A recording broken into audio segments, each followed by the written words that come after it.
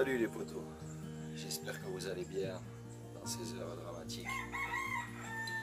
Je viens voir si vous allez bien, partager quelques émotions que j'ai pu ressentir dernièrement en voyant et en écoutant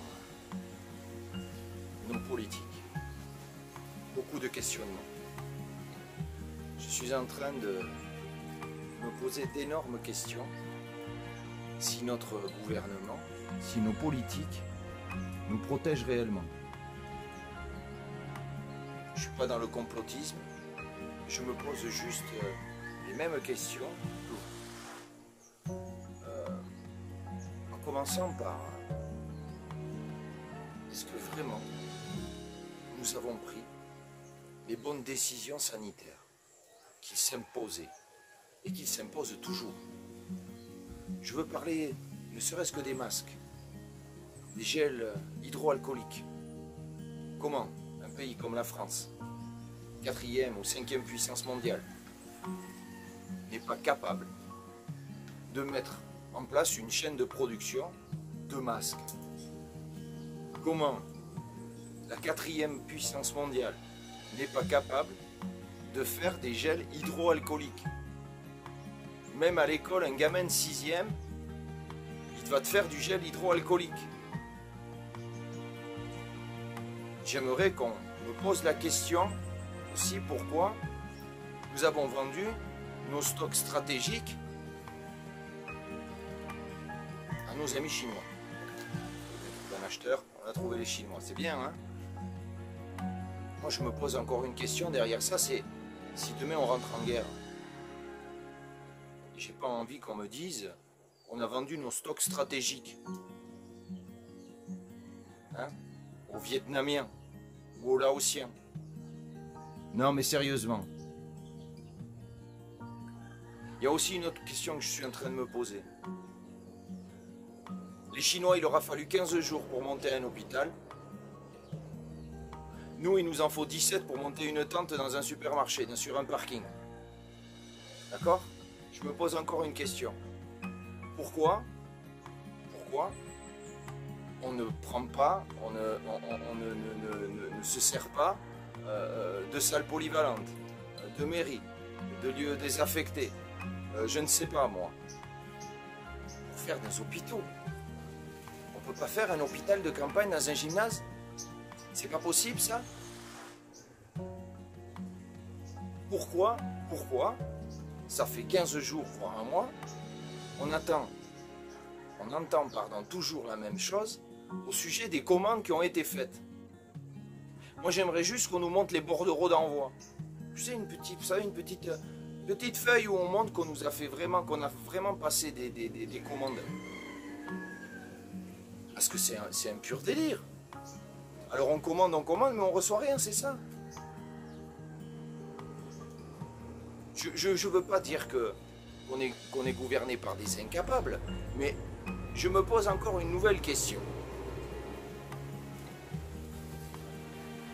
Pourquoi, quand il y avait des pandémies de peste, de choléra, pourquoi les gens mettaient tous les gens malades au même endroit? Ok?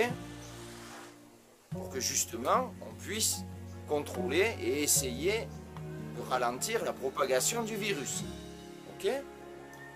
Pourquoi nous, on déplace les malades dans des zones qui ne sont pas infectées par le virus?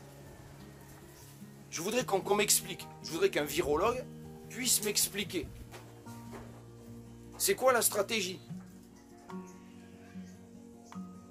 On mettait les lépreux sur des îles, près de la Bretagne, mais nous, on distribue le virus à tous ceux qui l'ont pas. Bon les gars, j'ai dit super idée. Ou alors peut-être que je suis vraiment très con. C'est possible aussi.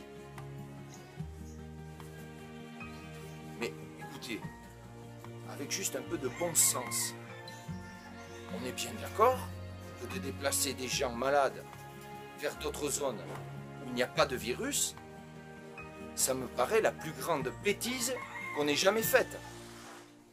Et je reste poli. Ensuite, je voudrais rebondir au sujet de la chloroquine et du professeur Raoul. En tant qu'ancien soldat, notre président Macron nous a dit que nous étions en guerre. Et c'est vrai. Donc, en temps de guerre, il y a des choses qu'on ne peut pas faire et il y a des choses qu'on doit faire absolument. D'accord? Sans passer par la case départ ou optionnel. Il faut tenter les choses. Il faut risquer des troupes. Ça me fait un peu penser, ce qu'on est en train de subir et de vivre, un petit peu la guerre de 14-18 dans les tranchées, où on envoyait les gars à l'abattoir pour certains qui étaient tranquillement en train de boire du café dans des châteaux réquisitionnés. Ok? Moi j'ai l'impression de voir les aides-soignants, les médecins, les flics, les soldats, tous ces gens en première ligne, en chair à canon, sans protection, sans rien du tout. Et en plus, j'ai l'impression qu'on leur ment à ces gens-là. À un moment, la corde, elle va céder. Ok? Et quand je vois aussi que les lobbying pharmaceutiques se font une petite guéguerre pour savoir qui c'est qui va pouvoir faire des tests, faire les tests, hein, les testeurs, qui va avoir les brevets pour faire de nouvelles molécules pour attaquer ce fameux coronavirus, alors que le professeur Raoul met en évidence depuis 30 ans le plus grand virologue au monde, le gars qui est dans tous les pays reçu comme un ponte. Et nous, il faut qu'on le mette encore en doute par des gens qui, eux, depuis des années, sont dans leur petit laboratoire et ils n'ont rien trouvé. À part des montages financiers. C'est un scandale. C'est un scandale. Cet homme a prouvé, avec des études épidémiologiques qui viennent de Chine. Faut pas prendre les Chinois pour des imbéciles aussi, hein, je tiens à vous le dire. Hein. Ces gens-là, c'est des grands chercheurs. Hein. Dans la médecine traditionnelle, on était encore dans des cavernes, qu'eux, ils faisaient des potions pour réparer tout ce qu'ils pouvaient réparer. Hein. D'accord? Avec les plantes, il y a des livres qui sont extraordinaires sur la médecine traditionnelle chinoise. Et je vous invite vraiment à les ouvrir. Donc cet homme-là essaye de trouver une solution parce qu'on est en guerre. Et il y en a d'autres derrière qui mettent des bâtons dans les roues. Mais dans quel pays sommes-nous? Mais vous voulez quoi à la fin? Vous voulez que la France entière soit contaminée? Vous voulez quoi? Que l'Europe soit contaminée? Vous voulez quoi? Que le monde soit contaminé?